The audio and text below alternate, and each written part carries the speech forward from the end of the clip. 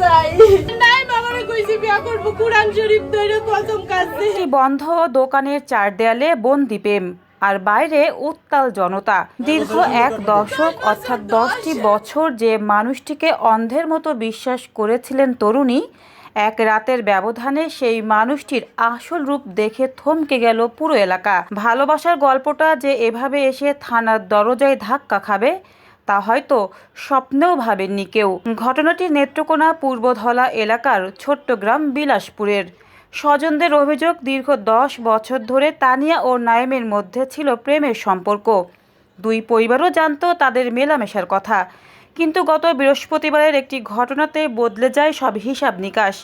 দিনভর প্রেমিকার সাথে ঘোরাঘুরি শেষে সন্ধ্যায় তানিয়াকে নিজের দোকানে নিয়ে যান নাইম। এরপর দোকান তালাবদ্ধ করে ভেতরে অবস্থান নেন তারা।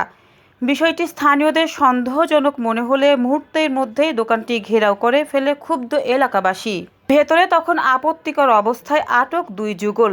খবর দেয়া হয় দুই পরিবারকে। বিকেলের মিষ্টি প্রেম ততক্ষণে রূপ নিয়েছে রাতের ঘোর সামাজিক নাটকে। উপস্থিত স্থানীয়রা সামাজিকভাবে তাদের বিয়ের উদ্যোগ নিলে বাধে আসল বিপত্তি। এক পলকেই বেঁকে বসেন প্রেমিক নাইম।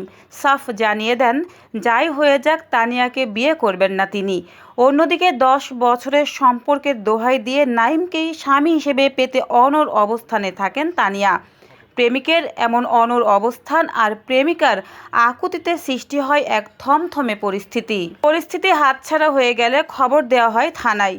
পরে পুলিশ ঘটনাস্থলে এসে তানিয়া ও নাইমকে উদ্ধার করে নিয়ে যায় থানায়। প্রশ্ন থেকে যায়, ভালোবাসার শেষ ঠিকানা কি তবে শুধুই একটা ভুল সিদ্ধান্ত? News desk অন্যধারা।